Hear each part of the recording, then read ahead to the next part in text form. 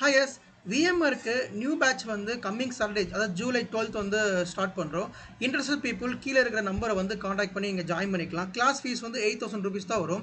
உங்களுக்கு இதில் விஎம்ஆர் மட்டும் கவர் பண்ணாமல் data centre operations, Windows administrations, அப்புறம் விஎம்ஆர் ஐடிஎல் ப்ராசஸ் இது எல்லாமே உங்களுக்கு வந்து கவர் ஆயிரும்.